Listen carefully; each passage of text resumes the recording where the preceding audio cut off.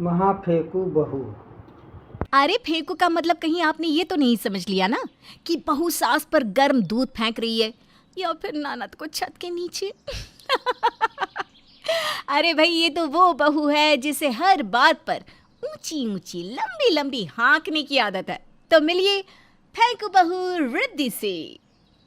ओहो, क्यों नहीं लगा देते कि इसी किचन और बाथरूम में भी। कितनी गर्मी लग रही है। कैसी बात कर रही है भाभी? कहाँ लगता है भला किचन और बाथरूम में एसी? काम वाली का हैरान होना जायज था। भाई किचन और बाथरूम में एसी, लेकिन रिद्धि बहू की मायके में तो सब पॉसिबल है। और नहीं तो क्या, मेरे मायके में लगा है। और आज का नहीं, हम जब छोटे छोटे बच्चे थे ना तब से लगा है हमारे मायके में एसी बाथरूम और किचन में। वैसे और सुनाओ, कितना मिलता है इस घर से? कितना देती है मेरी सास? सबसे ज्यादा पूरे 2300, वरना ज्यादातर घर में तो 2000 ही मिलते हैं। लेकिन मालकिन बहुत दयालु है। लो जी, 2300 में ही दयालु बना दिया। और हम लोगों के घर में तो काम वाली 20,000 लेती है, वो भी सिर्फ झाड़ू पोछे का। बाकी बर्तन कपड़े वाले तो 50,000 के पैकेज में है। काम वाली हैरान। हाय रे भाभी, कैसी बात कर रही है? 20,000? अरे मेरी लगवा दो ना अपने मायके के घर में नौकरी भाभी। अरे नहीं नहीं नहीं नहीं नहीं, ससुराल का तो कुत्ता भी ना ले जाऊं अपने मायके। तभी पीछे ननद आकर खड़ी हो जाती है। भाभी की आदत जो भली भांति समझती है, लेकिन मजे लेने से वो भला क्यों पीछे हटे। 20,000 का तो मेरा पैकेज नहीं है भाभी। ऐसा कौन सा झाड़ू पोछा लगता है? भाभी को तो मौका मिल जाता है हाँकने का। अरे जितने में तुम्हारा ये पूरा घर है ना, उतने में तो हम लोगों की पार्किंग है, वो भी पक्की मार्बल वाली। ननद नौकरानी को आंख मारती है। पार्किंग में भी मार्बल? क्या बात है। बात तो है ही, वो भी इटालियन मार्बल। और जो हम लोगों ने 40 भैंसे पाली है ना, उन सब के लिए तबेले में एसी और मार्बल फ्लोरिंग। हाय रे भाभी, फिर भैंसे फिसलती नहीं है क्या? अरे नाना, सबके पैरों में चक्के हैं ना, वो क्या है ना, फिसल फिसल कर गोबर करती है सब। अब तो भाभी की बात पर ननद और नौकरानी हंस हंस कर पेट पकड़ लेती है। भाभी बेचारी इस बात से अनजान कि क्या हो गया, ऐसा क्या बोला उसने जो लोगों का ये हाल हो गया। फिर एक रोज, बहू सिर्फ एक बैंगन का ही भरता बनाना है, वो क्या है ना कोई खाने वाला नहीं। सुबह की भी सब्जी रखी है तो बर्बाद ना हो, फिर कौन बासी खाना खाएगा। सही बात है, मेरे मायके में तो 10-10 किलो के बैंगन का भरता बनता था। यहाँ आकर तो एक बैंगन का भरता बनाना मेरे लिए बड़ा मुश्किल काम है। 10 किलो बैंगन का भरता कौन खाता था?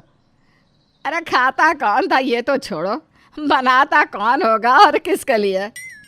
बहू को एक बार फिर मौका मिल जाता है फेंकने का। हाय रे, क्या पूछ लिया अब जेलो।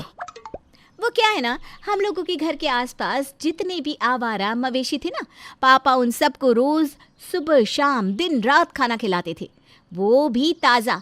अरे दुनिया के घर में बासी खाना जानवरों को डाल देते हैं, लेकिन हम लोग तो आवारा जानवरों को भी ताज़ा बना कर देते हैं। और जो बासी रहता है उसका क्या करते हैं भाभी?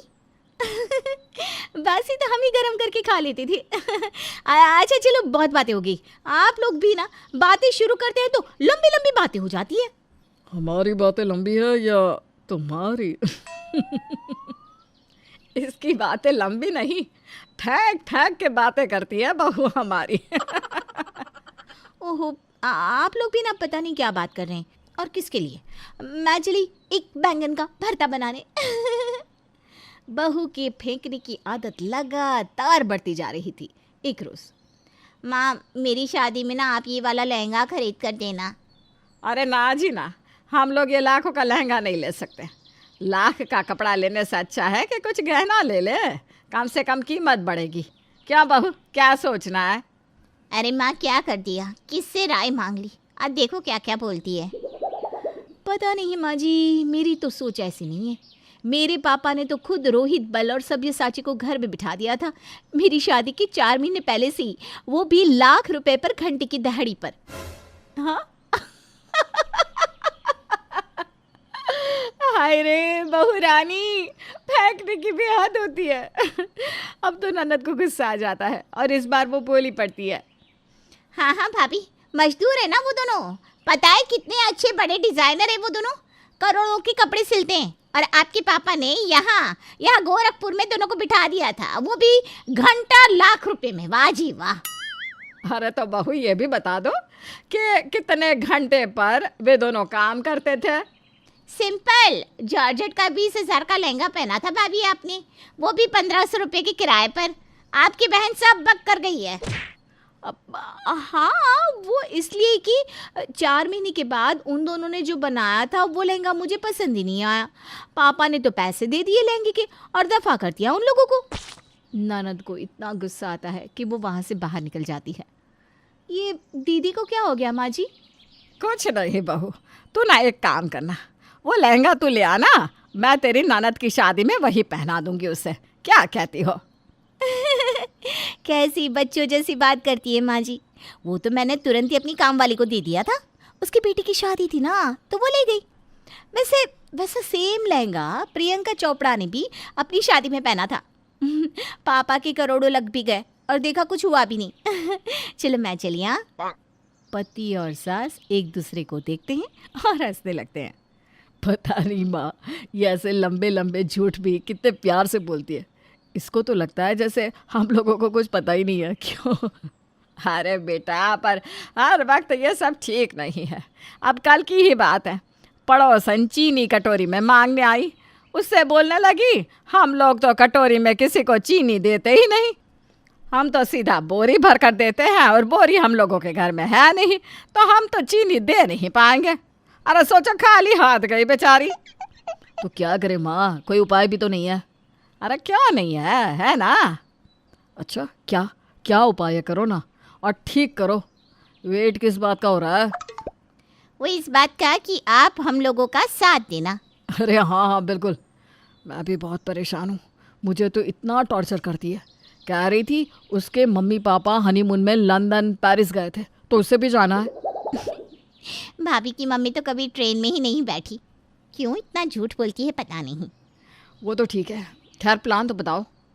प्लान ये है कि जैसे भाभी बात करती है अब सारे उनसे ऐसे ही बात करेंगे, समझे? मतलब फेंक के? ठीक है, बिल्कुल, आई एम रेडी।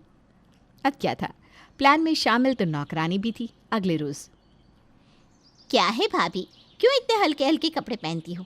ये मेरी साड़ी देख रही हो, बताओ तो कितने की होगी? होगी कोई यही 300-400 की। लो कैसी बात कर रही हो भाभी, इसमें तो इस साड़ी का फूल भी नहीं लगा है। क्यों? तभी ननद आ जाती है। अरे कमला, ये तो मनीष मल्होत्रा का डिजाइन है ना, कितने की पड़ी? 80,000 से कम की तो क्या ही होगी। अरे नहीं, कुछ भी नहीं भाभी, आपने जो साड़ी पहनी है ऐसे तो कम से कम 100 साड़ी आ जाए कमला की एक साड़ी में। अच्छा चलो मैं चलती हूँ, आज ना मेरी डेट है ऋतिक रोशन के साथ। बाय। अरे रुको, कुछ भी? ऋतिक रोशन, वो भी यहाँ गोरखपुर में डेट के लिए आपसे?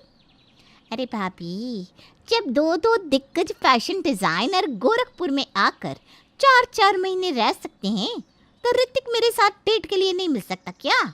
बहू समझ जाती है कि मामला कुछ उल्टा हो रहा है, लेकिन करती भी तो क्या करती। हाँ, क्यों नहीं। तभी सास की आवाज़ आती है। बहू, मेरी कल की फ़्लाइट है लंदन की। वो क्या है ना, मैं सोच रही हूँ इस बार अपने जन्मदिन की शॉपिंग वहीं से कर लो। माँ मैं भी चलता हूँ, वो रास्ते में पेरिस आएगा तो मुझे ड्रॉप कर देना। और यार सुगंधा, तुम ना प्लीज़ मेरे लिए पूरी सब्ज़ी पैक कर दो जल्दी से। सभी को ऐसा बोलते देखकर बहू रोने लगती है। मुझे माफ़ कर दो, मैं नहीं समझ पा रही थी कि मैं क्या क्या बकवास कर रही थी, लेकिन अब जब मैं ऐसा सुन रही हूँ तो मुझे समझ में आ रहा है कि मैं कितना फेंकती थी। लेकिन मैं वादा करती हूँ अब ऐसा नहीं होगा।